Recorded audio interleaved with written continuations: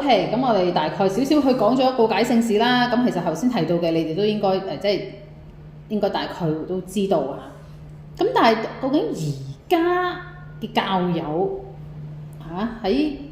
告解聖辦告解啦、告解聖事同埋即係罪過嘅赦免喺方面，究竟我哋係點樣實踐緊嘅咧？而家現代嘅教友嘅狀況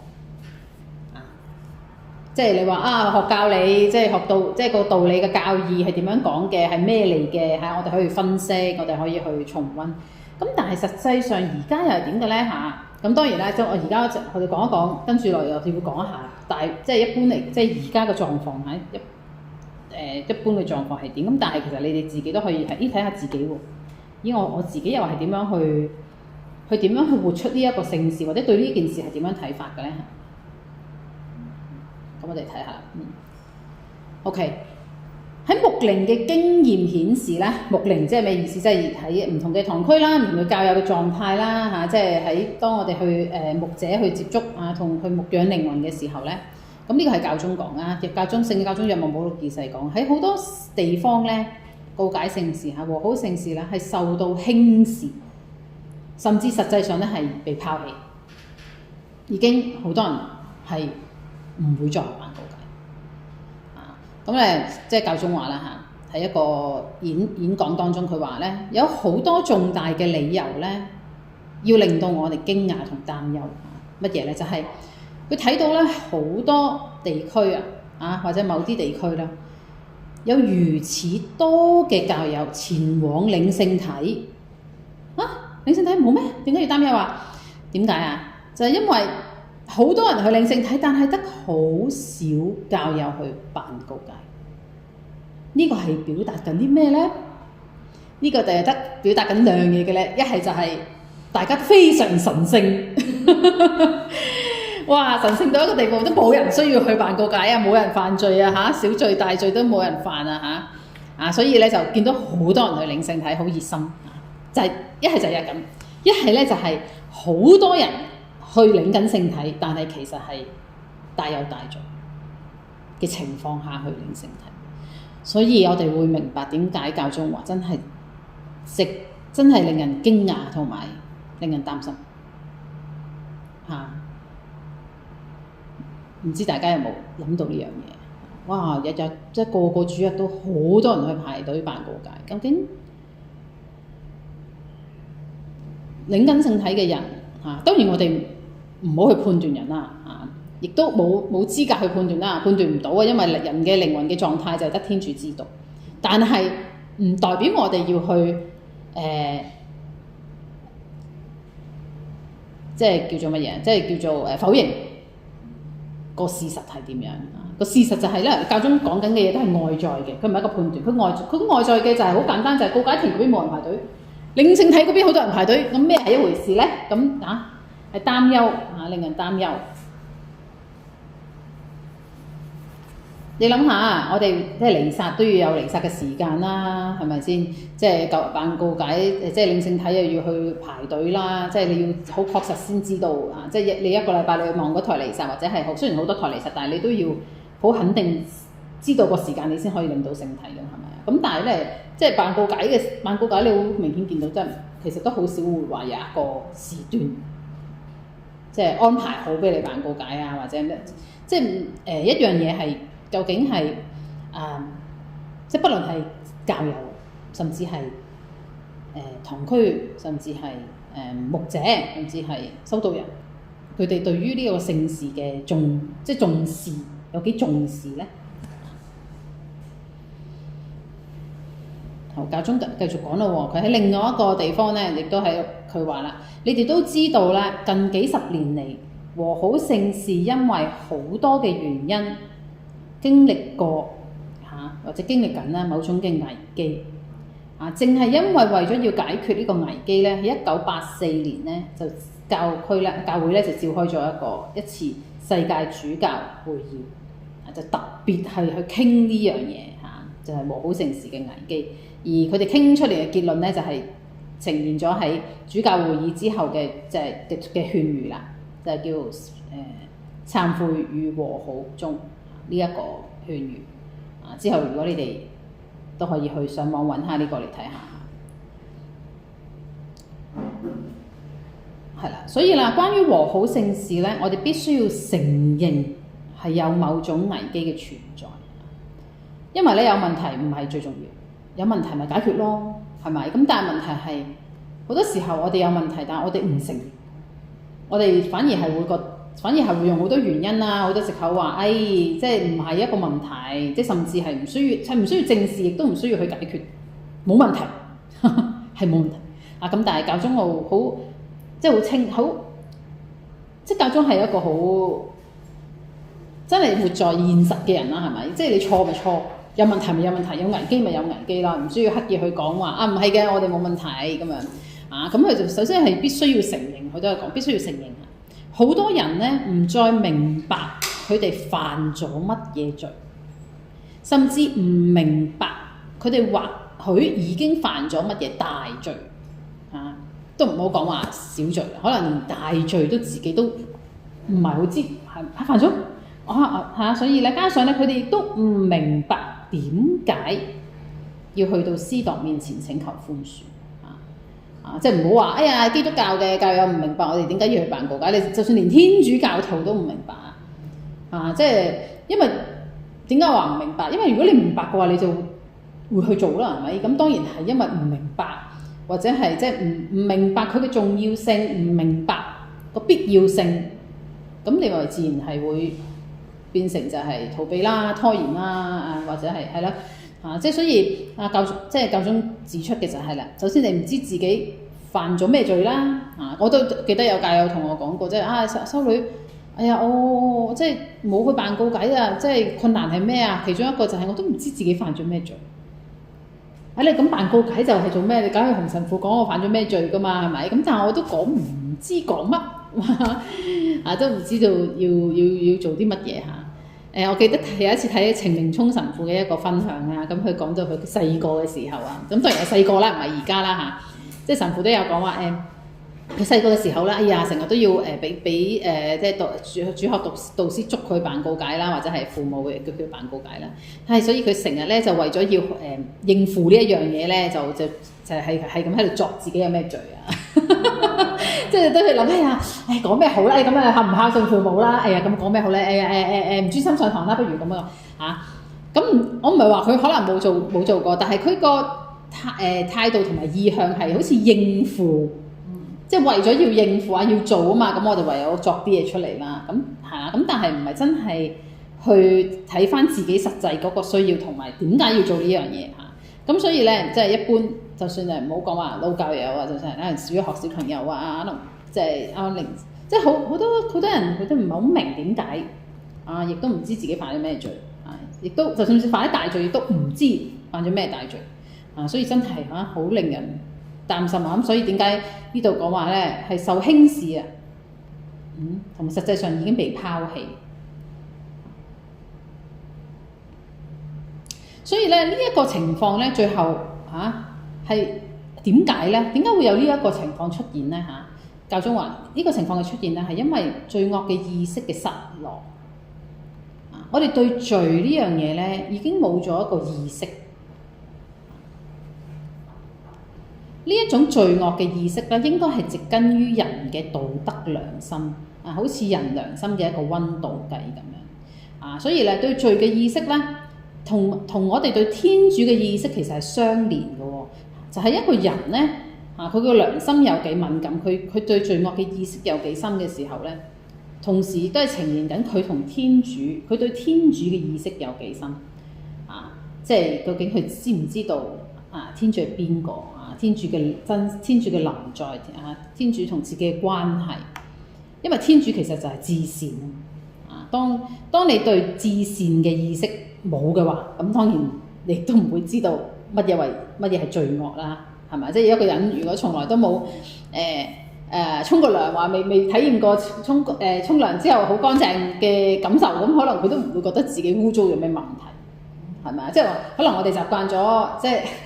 好多意思，例如我哋香港人啦，咁如果我哋即係有陣時真係去到菲律賓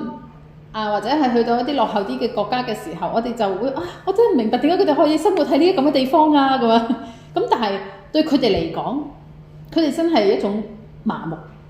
嚇，可能即係可能會話冇辦法啦，要接受啦，但係都某程度上都好似一種習慣啊，即係已經再對呢樣嘢好似冇咗一種罪惡嘅意識。所以咧喺歷史當中，往往咧會發生喺唔同長短嘅時間內咧，並喺唔同嘅因素嘅影響下咧，好多人嘅道德良心係嚴重地成為模糊不清嚇。好得意喎！佢話唔係我哋冇咗良心，而係我哋嘅良心咧好模糊啊！喺一啲事情上面咧，究竟係啱啊定錯咧？又好似啱啱地，又好似錯錯地咁樣。錯嘅時候又好似有好多原因，好似有好多藉口可以解釋嘅喎係咪啊？即係唔知你哋有冇試過咁樣啦？即係例如可能明知要做一樣嘢，咁但係咁又好似同自己好似討價還價咁樣，即係自己同自己嘅良心咧，應該得嘅啦，應該冇所謂啦。尋日邊個先至咁做啫嘛咁，係啊，我嗰次咁樣做啊，神父見到都冇話我喎，或者係即係好多理由咁樣去開始對一樣本身係唔啱嘅嘢開始去討價還價，即係講下就變成好似啱咁啦，係咪？即係話好似蛇誘惑厄瓜去食個禁果都一樣啫嘛，係咪？即係厄瓜對住個禁果其實好清晰㗎。天主話咩啊？一切嘅水果喺樂園你都可以食，除咗知善惡果樹上面嘅果實唔可以食。你話係咪天主嘅命令唔清楚？係咪天主命令唔清楚？你講都唔清楚，咁我就梗係犯罪啦！你講清楚啲啊嘛，係咪？咁唔係喎，天主講得好清楚嘅喎，而且佢亦都唔係話我唔俾你食，等你餓死，即係唔係咁喎？佢會話我俾所有嘅嘢你食即係你都肚餓你就可以食，咁但係淨係得嗰度嘅嗰個果實唔可以食。咁但係咧，蛇唔係點樣誘惑厄瓜？佢唔係同佢講話嗱，天主唔俾你食，但係你都食啦。你違反佢嘅罪啦，你違反佢嘅命令啦，你犯罪啦。佢唔係咁樣講過喎，佢反而係會將天主嘅説話變得模糊。佢話天主佢話你唔會死即係天主。佢又冇話天主呃佢嘅喎，但係佢話佢唔會死，咁即係話天主呃佢啦，因為天主話你食咗會死啊嘛。但係成日話你唔係㗎，你唔會死嘅咁其實就係講緊天主呃你嘅天主嘅説話嘅意思咧，係因為佢怕你食咗之後會點，所以咧就會令到開始有對於本身好清晰嘅事情變得模糊同埋我哋現代人咧亦都冇咗所謂良心嘅觀念。或者係良心受到威脅良心變得畸形或者良心變得麻木所以咧有好多標記都顯示緊咧，我哋而家嘅時代咧就係呢一種呢一個時代啦。咁所以咧，佢話咧好多信友咧對於罪嘅睇法咧已經唔係根據福音嘅尺度，而係開始依照我哋現代嘅所謂嘅習慣啦。社會接受嘅尺度啦，或者係覺得大家都做或者大部分嘅人係做嘅嘢啦。哇！點解我個鏡頭震下？等陣下，通常咧係會有呢啲問題。等我陣。好，繼續。好，咁咧，係啦，即係話大家都做大家都冇人，即係你總之你做咧，唔會有人再話你㗎啦，喺呢個社會上邊咁佢即係以呢一啲為標準，而唔係再以福音即係耶穌講嘅尺度去作為我哋對罪睇法嘅尺度。佢話呢度。更唔好講話嗰啲民事都所許可嘅事情啦。即係你有啲嘢就話大家做都已經覺得話係啱嘅時候，更加上如果法律都話俾你聽你可以做嘅，就更加大條道理地做啦，係咪啊？即係例如墮胎合法化即係安樂死合法化即係呢啲嘅時候，我哋就會變成法律都俾做啦咁或者係有啲人會話有啲而家有啲錯誤嘅神學會話乜嘢啊？話當時耶穌講嘢嘅時候又冇錄音機，又冇錄影機，咁你又點知道耶穌講係咪咁嘅意思呢？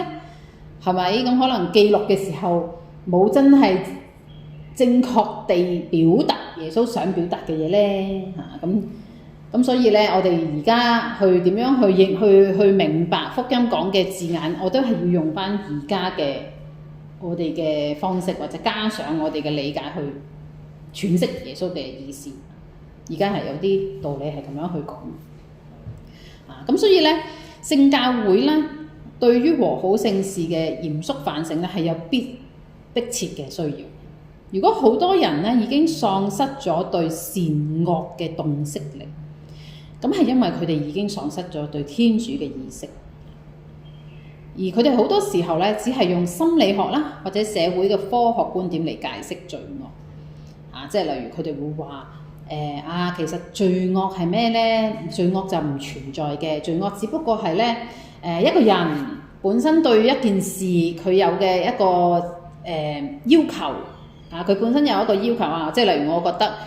我呢就必須要即係亂噏咧，即係我必須要係食飽飯我先食嗰隻藥嘅。咁但係呢，有一日佢做唔到或者冇做，咁佢嘅心理呢就會產生一種罪疚感啦但係佢哋講嘅所謂嘅罪惡，其實只不過係一個個人嘅個人達不到自己一個個人標準嘅係啦，即係達唔到啦，咁所以咪有罪惡感啦，唔開心啦，難過啦佢講緊即係佢話罪惡只係一個咁樣嘅咁而個人嘅一個個人嘅標準，當然都係有陣時係根據社會俾你嘅標準啦或者係大部分人俾你嘅標準啦即係例如好似一個女仔咁樣話佢而家嘅時代話咩女仔咧就100唔可以超過120磅，超過120磅就肥嘅而家嘅社會就係咁樣講嘅，標榜咁樣咧就係靚咁所以咧一個女仔如果可能食即係太重啦，或者食多幾啖飯，佢就會有罪惡感咁只不過係因為而家嘅社會嘅標準係咁啫。咁但係如果即係做到過咗20年個標準唔同咗咧，咁就你就唔需要再有罪惡，即係唔需要再對呢一件事同一件事有任何有即係罪惡嘅感覺。所以其實實際上講嘅就係話，真係冇罪惡嘅存在咯。標準只係在於時代嘅睇法或者係人嘅睇法所以以前大家覺得墮胎係唔啱嘅，以前對於婚姻以前個社會嗰個狀態咧就就可能即係嗰陣時係冇問題，即係嗰陣時就應該係要生出嚟嘅，唔應該墮胎。但係而家咧，而家嘅社會好難喎，係咪先？我養一個小朋友要好多錢喎，或者生咁多出嚟又唔知點樣點，即係有其他標準出現咗啦，咁就變成嗰件事咧就唔再係唔啱㗎啦，係啱㗎啦咁所以罪惡只係一種我哋對於嗰個時代標榜嗰樣嘢係錯定係啱而產生嘅一個效果一樣嘢咁所以咧或者係社會科學角度嘅嚟解釋罪惡啦，就係例如不平等大家對有即係歧視呢啲嘢啦亦都係即係會產生所以咧好多時候而家你會聽到咧或者睇到咧佢哋會好容易用平等包容接納嘅字眼咧，去模糊咗咧判斷是非啦，或者判斷是惡嘅必要性有啲咩咧？即係例如離婚再婚啦，婚前性行為啦，未冇舉行婚姻聖事而同居啦，喺婚姻當中利用人工避孕嘅方法啦，支持墮胎啦、同性戀啦、安樂死啦，以不正當嘅理由而唔參加主日彌撒啦、睇或者做不潔嘅事物啦，電腦手機電視酗酒等等呢啲都係都係好多時候我哋就會用咗頭先所講嘅，就用咗而家社會嘅標準啦嚇，而唔係再用福音嘅尺度去講啊嚇。但係咧好得意嘅喎，即係耶穌其實喺當然耶穌冇提到呢度一切嘅嘢啦。咁但係喺好多事情喺即係例如婚姻上面，即係耶穌都有好明確咁講到啦。梅瑟准許你哋休妻係因為你嘅心硬啊，咁但係由天主開始嘅時候，佢婚姻係應該係真係由天主開始即係天主係唔會變噶嘛，咁所以天主願意嘅婚姻咧係唔能夠拆散，佢所結合嘅係不能拆散。咁所以咧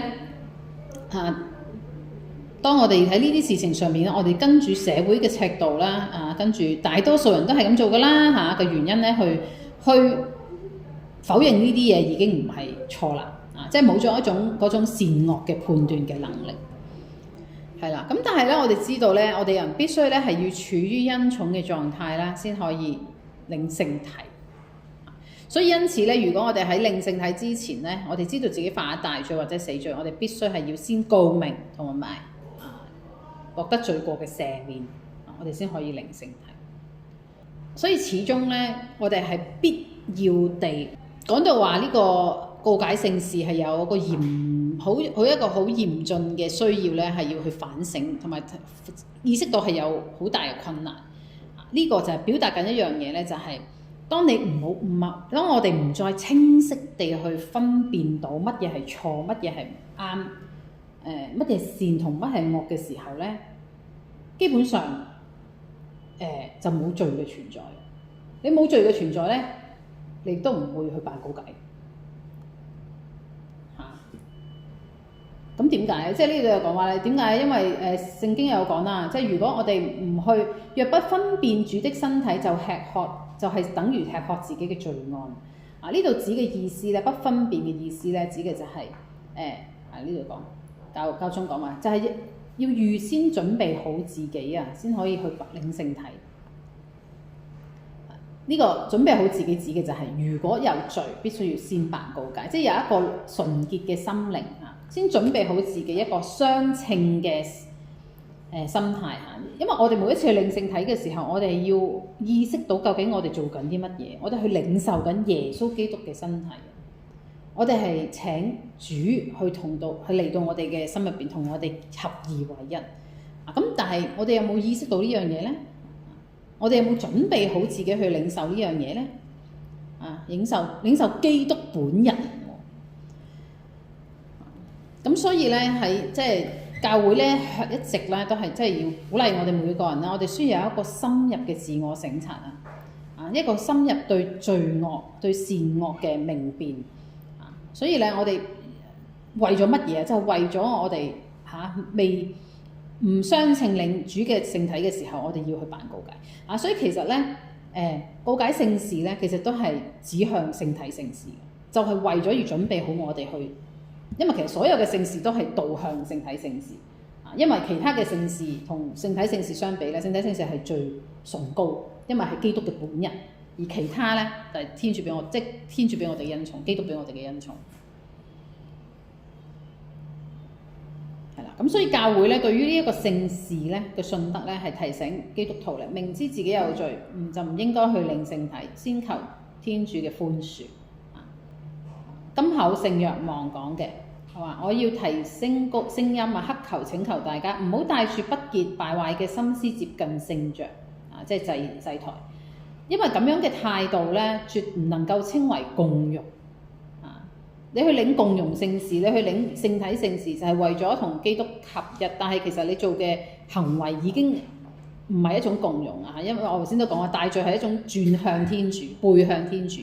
咁你又要去領聖體，咁即係一種好虛偽嘅一個行為嚟即係完全係你唔會達到領聖體嘅效果，反而你係招惹自己犯更大嘅罪，就係冒領聖體、褻瀆聖體。所以有好多時候咧，我去望英文彌撒都即係會見到啦，即係咁我真係見到嘅呢個事實，見到就係一堂可能坐好逼白個教友。一兩個咁樣跨嚟跨係咁跨出嚟領聖體嘅，其他全部都坐到唔喐。咁你話好事定唔好事咧？可能係好事啦，因為佢哋知道自己唔可以領，佢起碼自己冇行出去先啦。反而英文教友咧，佢哋有大部分好多佢有咁嘅意識喎。即係你會見到好多都坐喺度嘅喎，唔出去領聖體。咁佢哋有意識到係唔可以領聖體，自己有大罪。反而中文咧就個個都出去領聖體。所以又係一個問號咁啦。但係起碼即係呢度講緊嘅就係你有罪，你應該係先辦告解，唔好去領聖體。咁但係你意識到自己有罪，又唔去領聖體之後，你有冇去辦告解咧？定係只係選擇咁我就個禮拜日去辦望彌撒，但係就唔領聖體咧？咁冇解決到問題，係咪？都係冇解決到問題嘅，係咪？係啦，咁所以咧小罪啦，咁但係咧大罪咧就一定要辦告解啦。咁但係小罪咧，其實都係鼓勵大家咧，話我冇犯大罪喎，修女我又冇，即係喺十誡啦嚇，即係十誡講嘅嘢就係大罪啦嚇。其實十誡入邊所顯示嘅所以話俾我哋聽嘅。咁但係我又冇犯十誡我又冇喺大事情上邊犯罪，咁我係咪即係唔需要辦告解咧？咁但係咧，即係其實我哋都鼓勵大家咧係要有養成告解嘅習慣啊，即係一個定期告解嘅習慣。點解？因為當你定期地去領受呢件事嘅時候，你習慣成自然咧，同埋你慢慢就會對呢件事冇抗拒咁你就會更加鬆容。喺你真係犯咗大罪嘅時候，你唔會話一種好大嘅抗拒，話好大嘅恐懼。哇！我20幾年冇辦過告解喎，咁我都唔知點樣辦，又好怕醜，又即係同埋都唔記得啦。咁所以咧雖然係冇一個規定同必要性，犯小罪一定要辦告解，因為小罪咧都可以透過做愛德嘅行為啦、克己啦、領聖體啦而去獲得赦免嚇。咁但係告解咧係仍然係有好大嘅幫助嘅對於小罪。而確實上有好多時候你哋自己都分辨唔到究竟你犯嘅係小罪定大罪，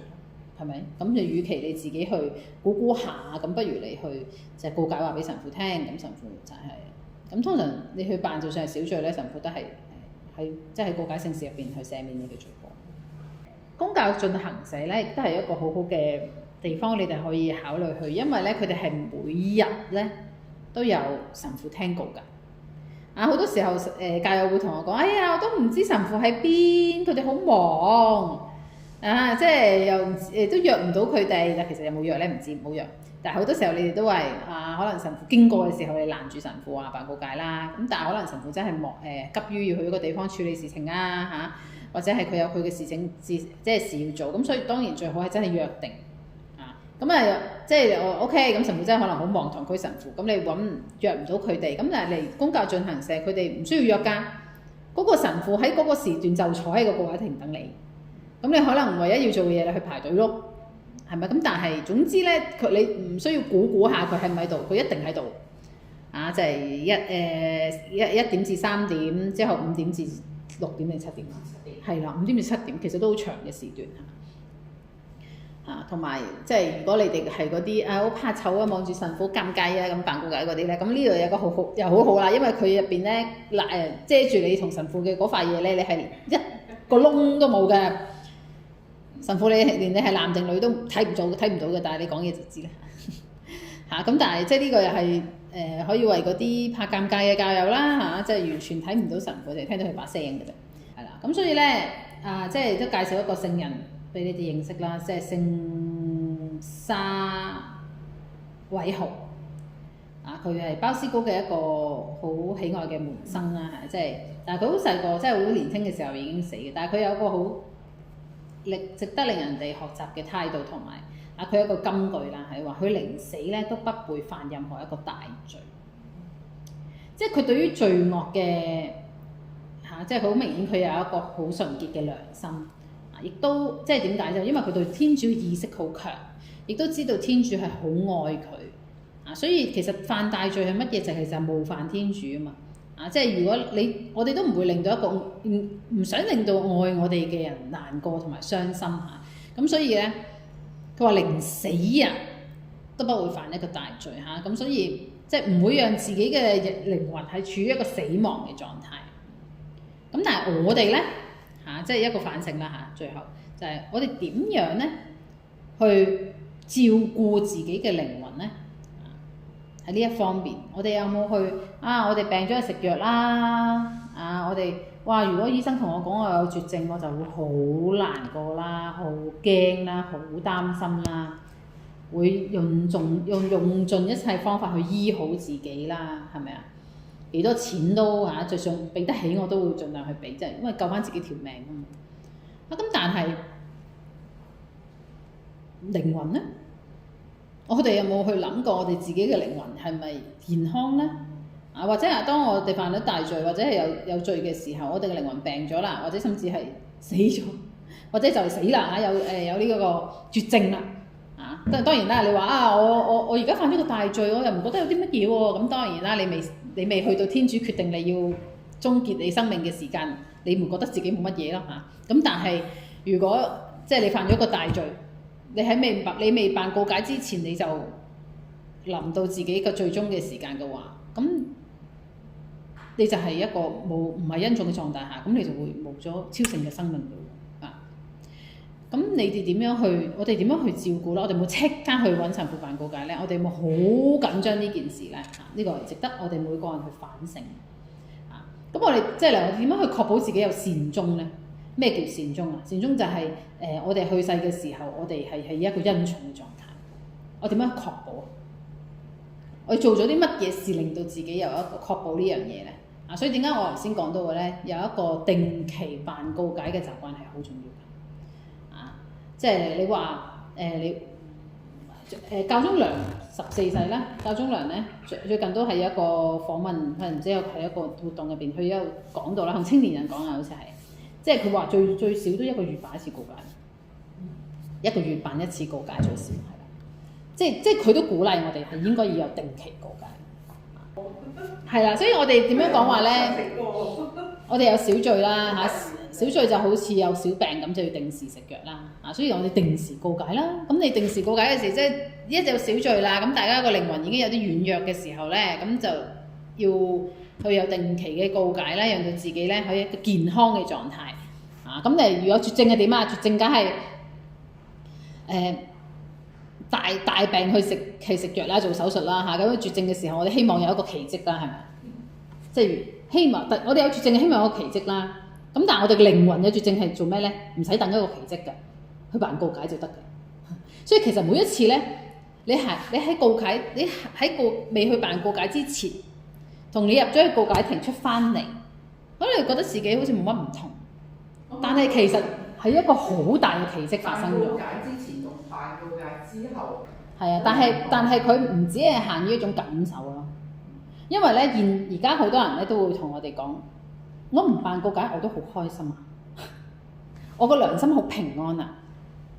我唔覺得自己有咩罪。係啦，所以咧就係我哋頭先一開始講嘅問題，而家嘅問題就係人對罪惡嘅冇咗呢個意識啊，所以可能有啲教友佢對罪惡仲係好有意識啦，良心好敏感啦，咁就係一種罪疚感或者一種話俾我哋聽，喂，你好污糟啊，你同天主有距離啦，咁就會幫助我哋要去辦告。但係而家嘅人佢唔係以耶穌基督福音嘅教導啊嘛。即係你唔係以一個教導，以一個準則去做，你係憑感覺，憑自己良心係唔係平安去判斷，自己去判斷嘅時候，你咪好多人咪覺得唔需要咯，係咪啊？咁所以實際上你辦咗告解之後，你係從一個死人變成一個活人，即係其實係一個好大嘅奇蹟，亦都係一個天主仁慈嘅奇蹟咯。我都好多年冇辦告解。係啊，所以你要去做咯。咁我就自己諗下係咩罪啦？我都諗到自己有咩罪，我